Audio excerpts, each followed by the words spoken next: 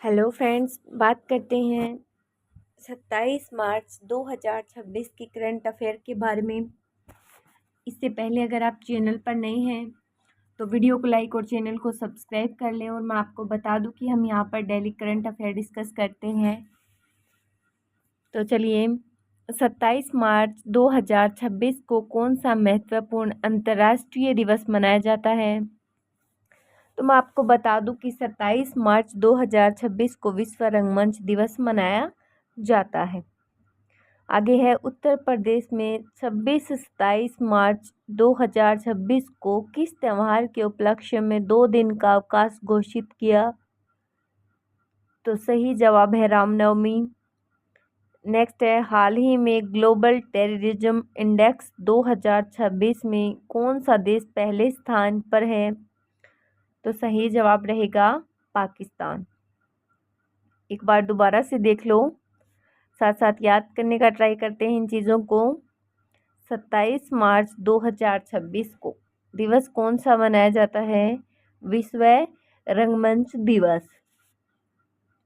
आगे है, अभी नवरात्रे चल रहे हैं और अवकाश घोषित हुआ है 26 और 27 मार्च का स्कूलों में।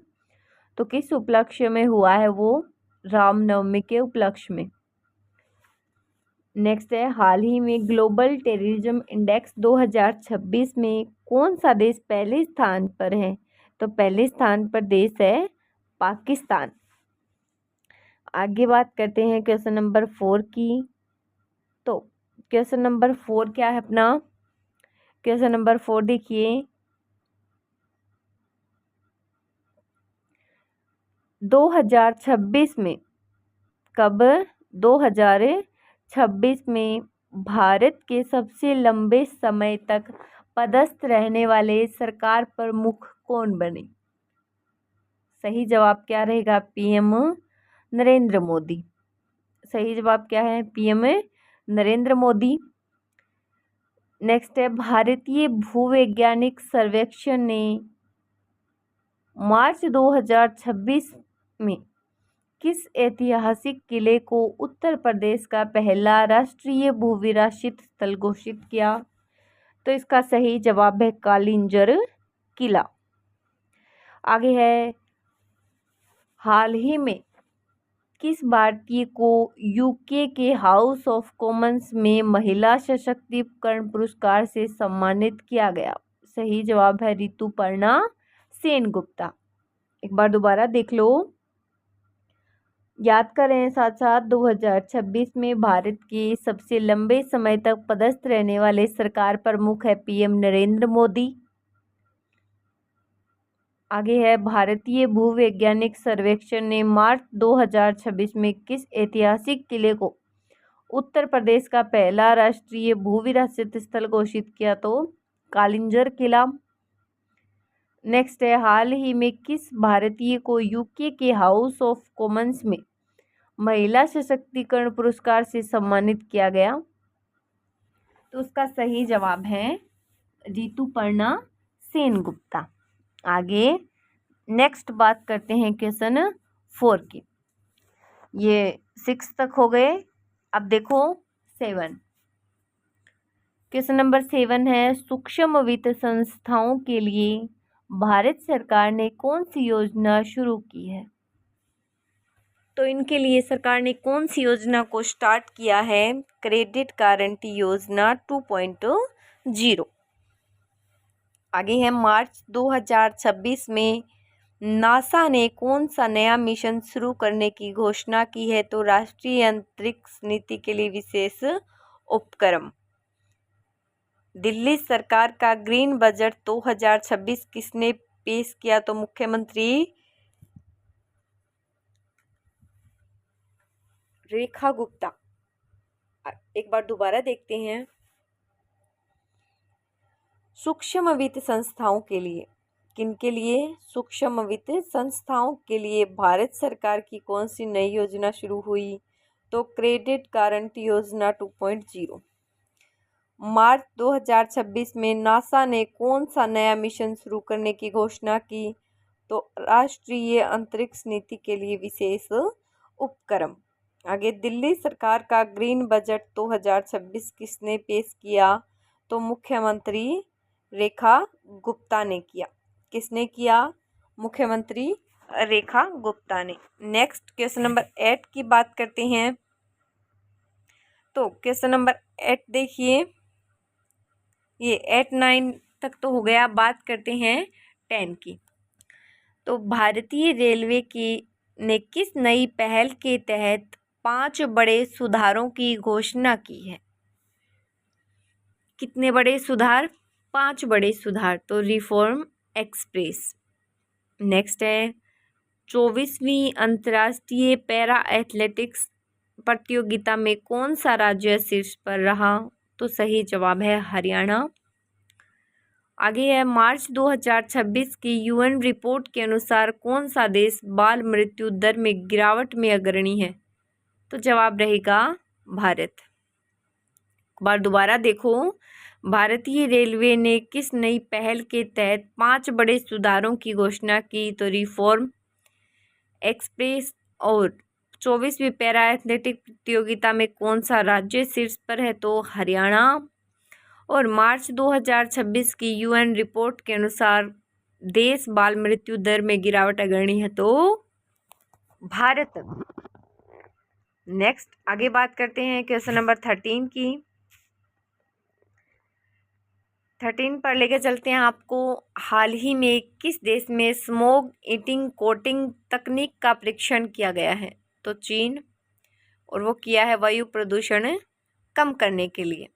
आगे है, भारत के किस राज्य ने 2026 से 27 के लिए हरित बजट पेश किया है? तो सही जवाब है दिल्ली।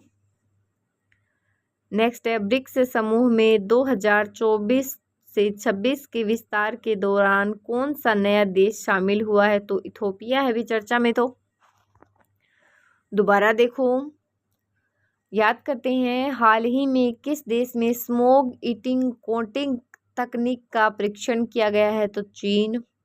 क्यों किया है? वायु प्रदूषण कम करने के लिए। आगे है, भारत के किस राज्य ने 2026 से 27 के लिए हरित बजट पेश किया? तो दिल्ली। ब्रिक्स समूह में 2024-26 के विस्तार के दौरान कौन सा देश शामिल हुआ? तो चर्चा में तो कौन सा है? इथोपिया।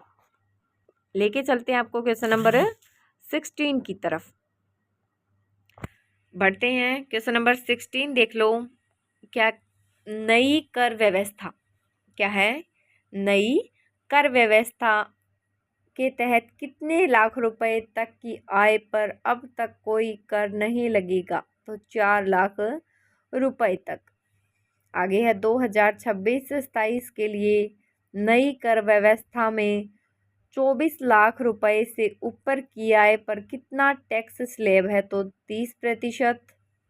नेक्स्ट है, टीबी मुक्त भारत के लिए 2025-26 के लिए बजट में कितनी राशि आवंटित की गई है? तो 6,356 करोड़। एक बार दोबारा से देख लो, नई कर व्यवस्था के तहत कितने लाख रुपए तक की आय पर अब तक कर नहीं लगेगा? तो 4 लाख रुपए तक की आय है तो कर नहीं लगेगा। आगे है, 2025-26 से 27 के लिए नई कर व्यवस्था में 24 लाख से ऊपर जिनकी आय होगी उनको लगेगा 30% टैक्स। और टीबी मुक्त भारत के लिए भी, टीबी का दिवस भी मनाया गया था ना पीछे, तो भारत के लिए 2025-26 के बजट में कितनी राशि आवंटित की गई? तो 6,356 करोड़ रुपए। नेक्स्ट बढ़ते हैं क्वेश्चन नंबर 19 की तरफ। क्वेश्चन नंबर 19 देखो, भारत ने किस पड़ोसी देश के साथ व्यापार गतिशीलता को लेकर नई नीति अपनाई है? सही जवाब है चीन। नेक्स्ट है, हाल ही में पेट्रोलियम और प्राकृतिक गैस विनियामक बोर्ड ने कौन से नियम जारी किए हैं? तो ढांचागत सुधार नियम 2026। आगे है, कल्पना सोरेन को किस क्षेत्र में अग्रणी पुरस्कार से सम्मानित किया गया? तो महिला सशक्तिकरण। एक बार दोबारा देखो, भारत ने किस पड़ोसी देश के साथ व्यापारिक गतिशीलता को लेकर नई नीति अपनाई है? तो चीन। हाल ही में पेट्रोलियम एवं प्राकृतिक गैस विनियामक बोर्ड ने कौन से नए नियम जारी किए हैं? तो ढांचागत सुधार नियम 2026। आगे, कल्पना सोरेन को किस क्षेत्र में अग्रणी पुरस्कार से सम्मानित किया गया है? तो महिला सशक्तिकरण। नेक्स्ट देख लो, क्वेश्चन नंबर 22 की तरफ चलते हैं। तो क्वेश्चन नंबर 22 देखो क्या कहता है। मार्च 2026 में विश्व रंगमंच के दिवस पर कौन सा प्रतिष्ठित पुरस्कार दिया गया? तो Mahindra excellence and theatre awards life time achievement award. आगे, भारतीय नौसेना का कौन सा स्टील फ्रिगेड मार्च 2026 के अंतिम दिनों में चर्चा में रहा? तो तारागिरी। नेक्स्ट है, 24वीं राष्ट्रीय पैरा एथलेटिक्स में किस खिलाड़ी ने स्वर्ण पदक जीता? तो रिया सोलंकी ने जीता। दोबारा देखो, मार्च 2026 में विश्व रंगमंच दिवस पर कौन प्रतिष्ठित पुरस्कार दिया गया? तो कौन सा दिया गया? Mahindra excellence in theatre awards life time achievement award. अब है, भारतीय नौसेना का कौन सा स्टील फ्रिगेड मार्च 2026 के अंतिम दिनों में चर्चा में रहा? तो तारागिरी। नेक्स्ट है, 24वीं राष्ट्रीय पैरा एथलेटिक्स में किस खिलाड़ी ने स्वर्ण पदक जीता? तो रिया सोलंकी। नेक्स्ट बढ़ते हैं क्वेश्चन नंबर 25 की तरफ। तो 27 मार्च को किसकी पुण्यतिथि मनाई जाती है जिन्होंने 19वीं सदी में मुस्लिम शिक्षा के लिए कार्य किया? तो सर सैयद अहमद खान। आगे है, MDH मसाला कंपनी के मालिक जिनका जन्म 27 मार्च को हुआ? उत्तर, धर्मपाल गुलाटी। कौन थे? धर्मपाल गुलाटी थे। और 1668 में इंग्लैंड के राजा चार्ल्स द्वितीय ने बॉम्बे, अब जो मुंबई है उसे पहले बॉम्बे कहा जाता था, तो उसे मुंबई को किसे सौंपा था? तो ईस्ट इंडिया कंपनी। दोबारा देखो, 27 मार्च को किसकी पुण्यतिथि है जिन्होंने मुस्लिम शिक्षा के लिए कार्य किया? तो वो तो है सर सैयद अहमद खान। फिर MDH मसाला के मालिक कौन है? तो धर्मपाल गुलाटी। और 1668 में इंग्लैंड के राजा चार्ल्स द्वितीय ने मुंबई को किसे सौंपा था? तो ईस्ट इंडिया कंपनी। बात करते हैं क्वेश्चन नंबर 28 की, 28। तो मार्च 2026 में कितने सूर्यग्रहण या चंद्रग्रहण होने की खगोलीय भविष्यवाणी की गई थी? तो 4 की भविष्यवाणी हुई थी, 2 तो सूर्यग्रहण और 2 चंद्रग्रहण। आगे है, मार्च 2026 में होने वाला पूर्ण चंद्र ग्रहण किस महीने में निर्धारित है? तो 3 मार्च 2026 को हुआ है ये। नेक्स्ट है, सुप्रीम कोर्ट ने किस अधिकार के तहत दत्तक माताओं, यानी कि जो माताएं बच्चों को गोद लेती हैं, को अवकाश का अधिकार दिया है? तो मातृत्व अवकाश का अधिकार। नेक्स्ट बढ़ते हैं आगे। चलिए आगे बढ़ते हैं। तो नेक्स्ट क्या है कि 27 मार्च को किन किन प्रसिद्ध व्यक्तियों का जन्म हुआ है, उनकी बात करेंगे। कौन कौन प्रसिद्ध व्यक्ति हैं? तो 27 मार्च को जन्मे व्यक्ति कौन कौन है अभी देखते हैं। धर्मपाल गुलाटी, जन्म हुआ इनका 1923 में। तो भारत की प्रसिद्ध मसाला कंपनी जो MDH है उसके मालिक का जन्म हुआ था 27 मार्च को। आगे है, बनवारी लाल जोशी, सन है 27 मार्च 1936।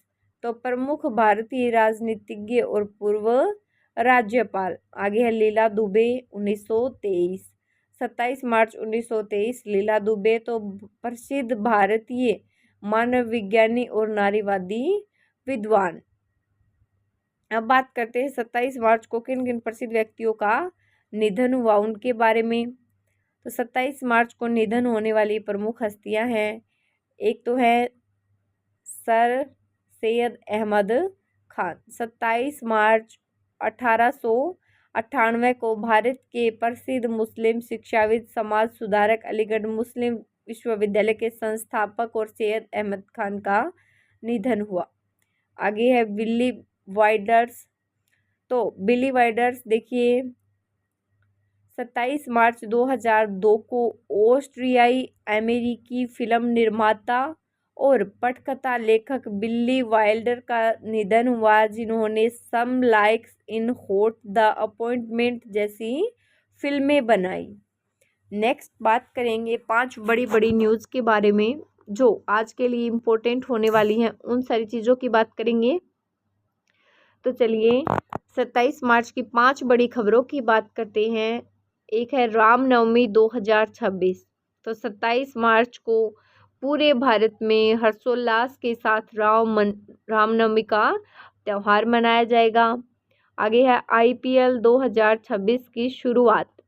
IPL का नया सीजन 28 मार्च या 27 मार्च के आसपास शुरू होने की संभावना है, जिसमें 17 वर्षीय वैभव सूर्यवंशी के खेलने की उम्मीद है। आगे बढ़ते हैं बची हुई जो न्यूज़ है उनकी तरफ। तो विश्व रंगमंच दिवस 27 मार्च। रंगमंच और संस्कृति के योगदान को सम्मान देने के लिए यह दिवस दुनिया भर में मनाया जाएगा। आगे है ईरान इजराइल तनाव का असर। तो मध्य पूर्व में बढ़ते तनाव के बीच भारत में ईंधन और लॉजिस्टिक की कीमतों में उथल पुथल की आशंका है, जो भारतीय अर्थव्यवस्था को प्रभावित कर रही है।